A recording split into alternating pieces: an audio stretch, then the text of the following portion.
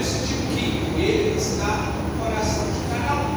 Quando nós reunimos para adorar o Seu nome, a própria palavra diz que onde tiver 2 ou 3 reunidos no Seu nome, ali o Senhor estará. Mas nessa noite, com a ajuda do Senhor Deus, quero estar ministrando sobre 3 temas. 3 temas que nós vamos ver no decorrer da mensagem, no decorrer da palavra do Senhor Deus. Primeiro tema, aquele tema construído no reinado de Salomão. Para nós voltarmos um pouco na história biblicamente, nós temos que voltar aos tempos dos reis. Por quê? Davi, ele reinando, ele desejou no seu coração de construir uma casa para Deus, um templo, ali onde que as pessoas iriam ter aquele lugar para adorar a Deus. Porém, o Senhor Deus não permitiu que Davi construísse esse templo, mas Deus tinha dado uma promessa para ele, que o seu filho Salomão construiria esse templo. E quando nós pegamos na palavra do Senhor Deus, em 1 Reis capítulo 6, versículo 38, fala assim: olha, no 10º mês de Tu, que era o mês 8º, se acabou essa casa com todas as suas coisas e com tudo que lhe convia, e a edificou em 7 anos. E quando a gente pega biblicamente a construção desse templo, Salomão, ele, vamos dizer assim, ele não economizou ao construir a casa do Senhor. Salomão, ele investiu em ouro, investiu em prata, investiu em cobre, investiu em pedras preciosas, em tudo que tinha do bom e do melhor para a construção do templo. O que acontece? O Senhor Deus, ele cumpre essa palavra, e Salomão, após ele edificar, em 7 anos, eles vão inaugurar esse templo. E ali o Senhor Deus, ele de uma forma poderosa, ele desce sobre aquele templo, desce sobre aquela casa. Segunda Crônicas, capítulo 7, 1 ao 3, versículo, fala assim: olha, e acabando Salomão de orar, desceu fogo do céu e consumiu o holocausto, os sacrifícios, e agora o Senhor encheu a casa. Então, nessa noite, para nós já temos base da mensagem do Senhor Deus, eu quero falar sobre 3 templos. O templo de Salomão, o segundo templo, no qual se refere a passagem que nós lemos, e o terceiro templo, que somos nós. Então, quando Salomão ele oferece aquele sacrifício, ele ora a Deus, o Senhor Deus imediatamente ele responde com fogo. Ele responde com fogo. E o Senhor Deus fala assim na palavra dele: e os sacerdotes não podiam entrar na casa do Senhor, porque a glória do Senhor tinha enchido a casa do Senhor.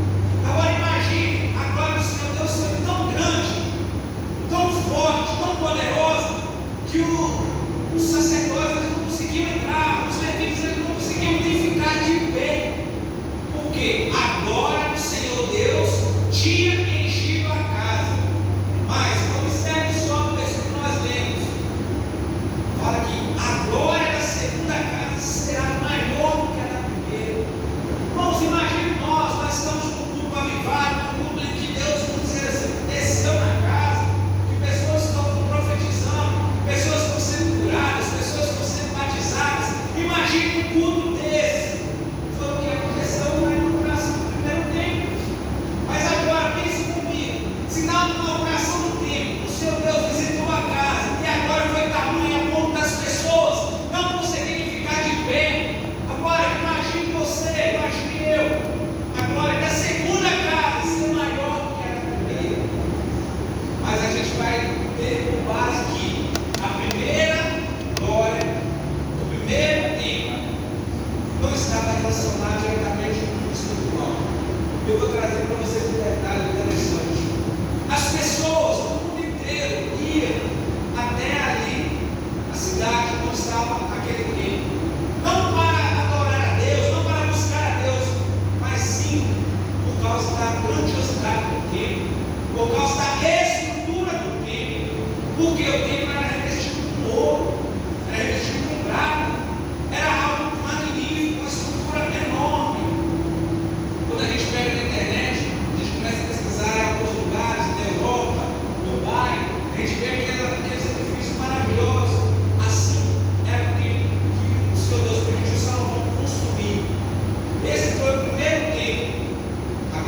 Senhor desceu, os homens não conseguiam ficar de pé, mas só teve um porém. O Senhor Deus, Ele usa os seus profetas. Ele usa os seus profetas. Ele fala que por 70 anos Israel seria levado cativo, Judá seria levado cativo. E agora, cadê a glória daquele tempo? Agora, Nabucodonosor, através do seu general, ele segue, ele leva as pessoas cativas, ele começa a incendiar o palácio, começa a incendiar as casas, e agora ele começa a destruir o templo. E agora, cadê a glória que tinha naquele primeiro templo? A glória que se foi. Por quê? Primeiro, as pessoas desobedeceram a palavra de Deus. E aí está o perigo de nós desobedecermos a palavra do Senhor Deus. O Senhor Deus nos dá a bênção.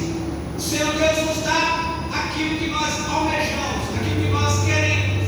Mas a gente não vigiar, isso vai se vir.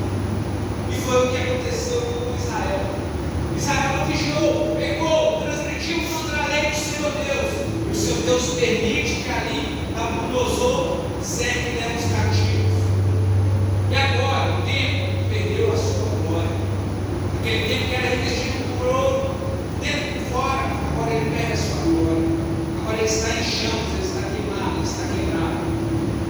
Mas agora nós vamos falar do segundo templo. É o que nós vemos, de Ageu. Por que essa glória será maior do que a da primeira?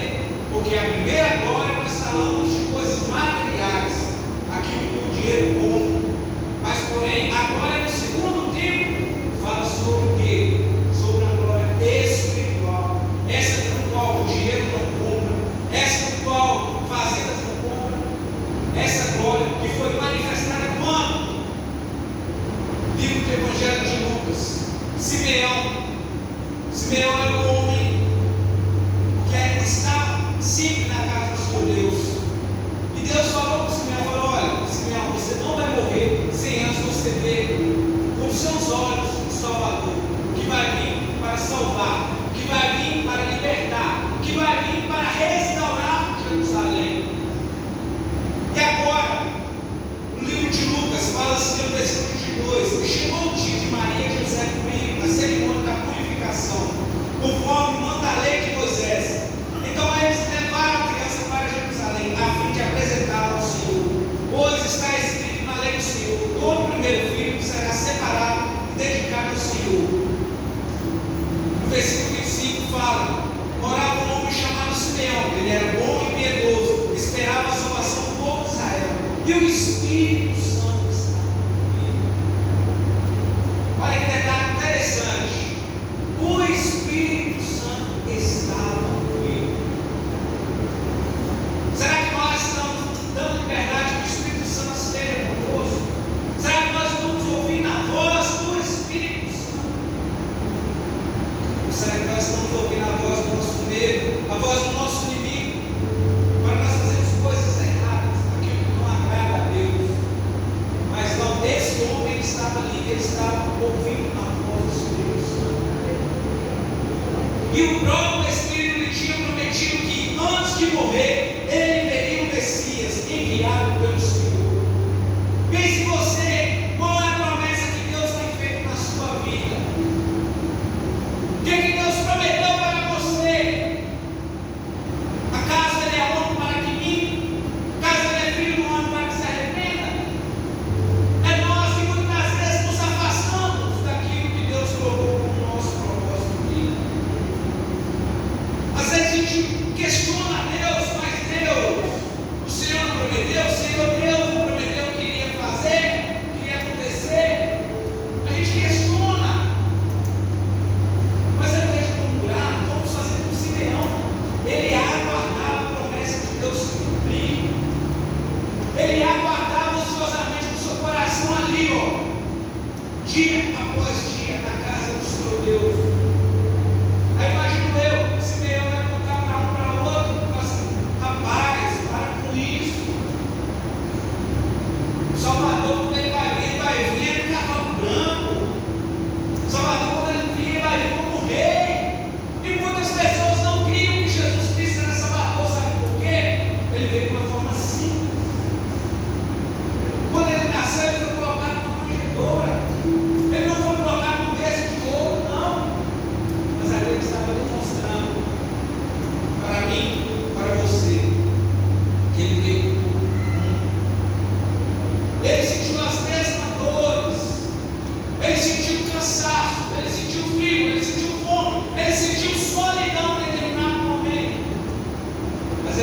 ensinando para nós que Ele estaria conosco em todos os dias de nossas vidas, até a consumação dos séculos. Então, se Deus te prometeu, Ele vai cumprir.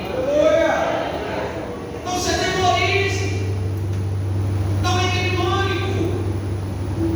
Eu sei que os dias são corridos, eu sei que os dias são atribulosos, eu sei que os dias são de prova, mas mantenha-se firme, constante, superabundante na obra do Senhor, fazendo aquilo que Ele colocou nas suas mãos.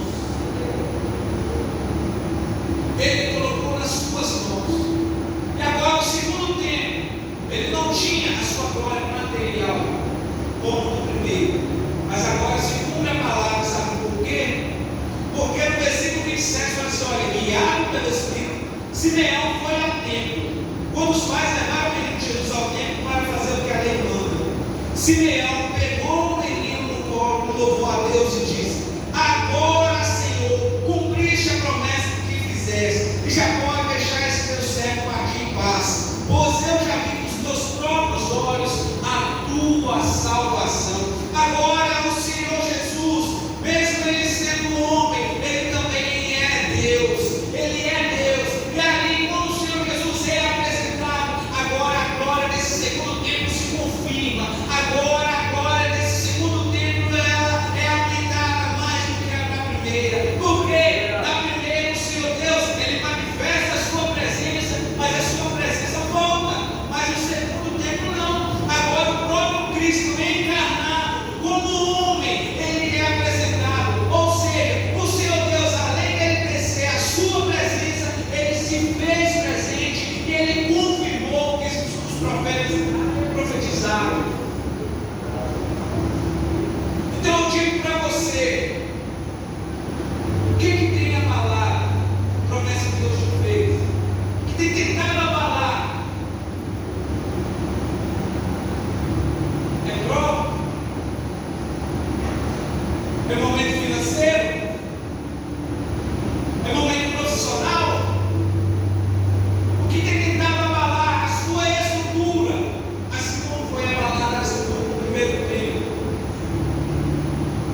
O que tem tentado apagar a glória de Deus na sua vida? Nessa noite, é noite de reconstrução.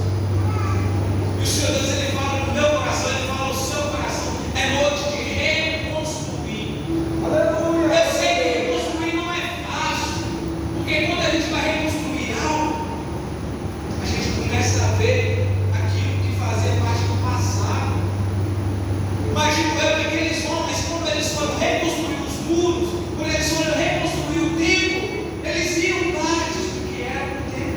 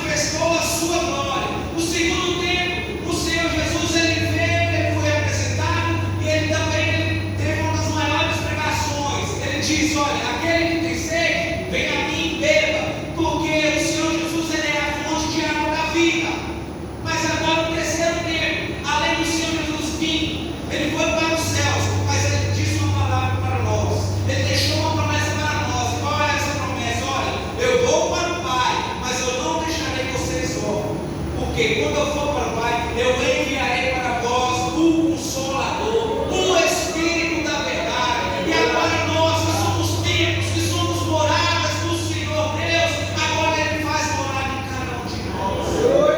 Ele faz morar em cada um de nós.